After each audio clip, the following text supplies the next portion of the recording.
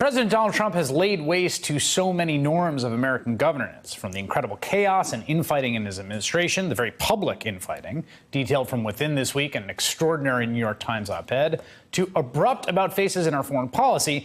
We are now in a feud with longtime close ally Canada, while the president lavishes praise on autocrats like Kim Jong-un of North Korea. Joining me now, a man who knows American foreign policy inside and out, former Secretary of State and Democratic presidential nominee John Kerry, who has a new memoir out called Every Day is Extra. Secretary Kerry, it's good to have you here. Happy to be with you. Thank you. You're someone that worked for years in the Senate and then in the executive branch, particularly in state, which is kind of almost an independent beachhead in the federal government and in any administration. So I'm curious what you make of this anonymous op-ed. If you think this is cowardly, brave, somewhere in between, glad to see it. Well, I think anytime you have the truth being put out on the table one way or the other, I think it's important. I would have preferred, like a lot of people, that this person did make themselves known and came out publicly and resigned, which they would have had to have done, obviously, to do that. Yeah. But evidently, they see themselves as so key to preventing the president from doing bad things that they've made an alternative choice. And the New York Times obviously weighed that component of what they were presented with, and they decided they needed to go public with this. It's extraordinary information. I mean, it is confirmed by, and it confirms, Bob Woodward's book. And it confirms everything that everyone has been hearing and talking about in Washington for months. Your old colleague Bob Corker said it out loud when he called it adult daycare. Well, exactly. And so it really, I think, heightens the level of concern, if not crisis, over the fact that we have a president who is clearly not capable of carrying out the duties and responsibilities of the presidency in the way that one should. Doesn't mean he can't make a decision here or there that doesn't do something positive, but overall, when you have a president who attacks the attorney general because they're indicting a congressman and he thinks it ought to be made a political tool in election season, or when you have a president who makes such a crazy decision that people within his own administration feel compelled to steal papers off his desk, or countermand his order when it's made to the secretary, that means you have a presidency in total chaos and crisis. You don't really have a full measure of a president of the United States under those circumstances. There's some, Elizabeth Warren suggesting the 25th Amendment, which is a remedy that was floated in the op-ed itself. Other Democrats on the House side particularly have called for impeachment. Isn't that an untenable state of affairs? Like, what should be done about that? Well, the average American citizen's best choice is to go out and vote in 2 months. The single best remedy we have, 25th Amendment, whatever it is, that's going to take forever. It's not going to have the kind of impact that the American citizen can have if they choose to go out and vote. And we need to go out and vote because the numbers of people who voted in the last election are fundamentally, at a low level and unacceptable in terms of participation. It was 54.2%.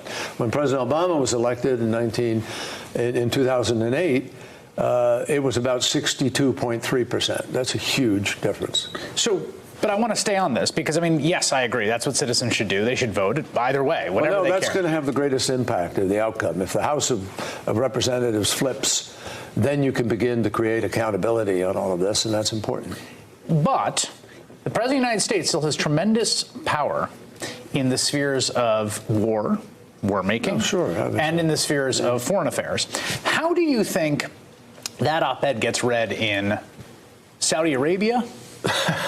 No, I'm serious. It's getting read in Saudi Arabia. It's getting read in China. It's being read in every capital. It's being read by every leader of every government. And what are they saying? What's the cable you send back to the Capitol if you're? Well, I don't know about the cables. I'll tell you what every one of them is saying because I've talked to some of them. They're concerned. They're deeply concerned.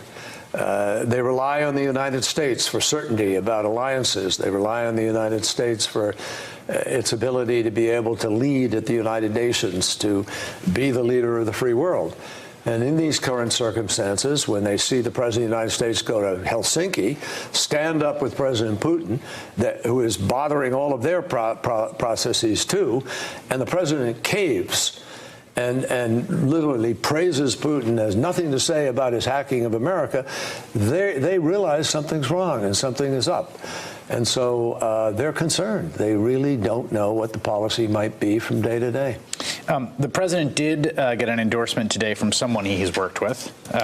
He tweeted this morning. Kim Jong-un of North Korea proclaims unwavering faith in President Trump. Thank you to Chairman Kim. We will get it done together.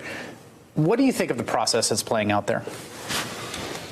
I think it's lacking in any real return on the investment so far. It's lacking in substance. I mean, the president goes to Singapore. He gave to Kim Jong-un something that Kim Jong-un's father and grandfather always wanted and never got, which was a meeting with the president of the United States. But without doing more than he wanted to do anyway, because he couldn't continue to use the missile, the site that he had. It was contaminated, right. So he blows it up, makes a big deal out of it, gave up nothing. We, however, stopped the exercises, and we've had no response yet with respect to the detailed accounting for the weapons they have, where they're located, how many, and so forth. So his interpretation of denuclearization is very different from ours. You were a member of the United States Senate for years, obviously, presided over many hearings, for some very high drama ones. There's been a lot of drama on Capitol Hill today with the Kavanaugh hearings. Democrats sort of committing legislative civil disobedience, I guess you can call it, releasing these documents. The majority said they were actually released. A lot of people look at the Senate right now and they say, Mitch McConnell has so violated Senate norms, they're worth nothing, do whatever you can do. What do you think about that? Well, that's not the way the Senate ought to work. Again, I think the very best thing to do of all, I mean, I'm not against a legislative act of disobedience. If that's what people feel they have to do at this point, fine. But the far more significant impact will come in November of this year. 2 months from now, we have an election, a midterm election. And that's when people ought to be defining how they stand, where they stand, and where we ought to have accountability. And that's not a joke. When I say this to you, Chris, I can't emphasize enough how much this changes things. In 1970, we had this phenomenon called Earth Day. And 20 million Americans came out of their homes and said, we don't want to live next to toxic waste sites. We don't want to breathe air that gives us cancer. And the result was that they labeled the 12 worst votes in the House of Representatives the dirty dozen. And 7 of the 12 lost their election that year. Guess what happened? All of a sudden, the environment had become a voting issue.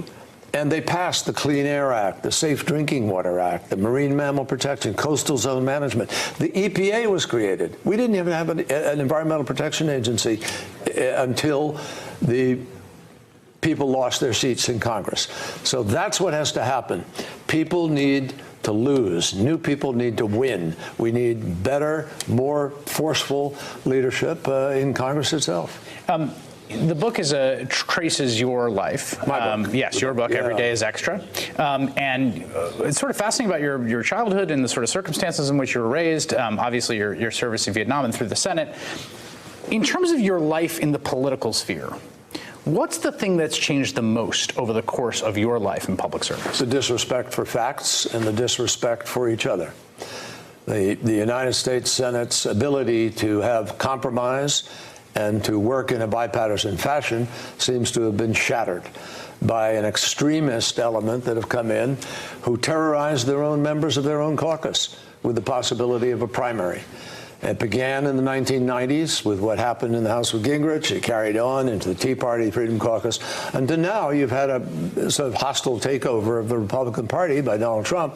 But the same process of polarization has taken place. Secondly, there's an enormous amount of self-selection in the news that people hear and get in America. So if you don't have a baseline of facts to start with, and all you do is go to your own comfort level news, we're in trouble in terms of making our democracy work. Secretary John Kerry. The book is called Every Day is Extra. It is out in bookstores now. You can pick it up. Great pleasure to have you. It's not a policy book, by the way. It's a memoir. It's about a memoir. You talk and about I your think, mom. You know, I look at Woodward's book. Woodward's book states the problem and summarizes it. I think what I've tried to do in my book is state the solution and show through stories and the journey of a country over the last 70 years how you really solve this problem. And it is solvable. I'm optimistic that we can solve this problem. All right. Thank you very much for making time. I appreciate it. Appreciate it, Chris. Take care. Hey there, I'm Chris Hayes from MSNBC. Thanks for watching MSNBC on YouTube. If you want to keep up to date with the videos we're putting out, you can click subscribe just below me or click over on this list to see lots of other great videos.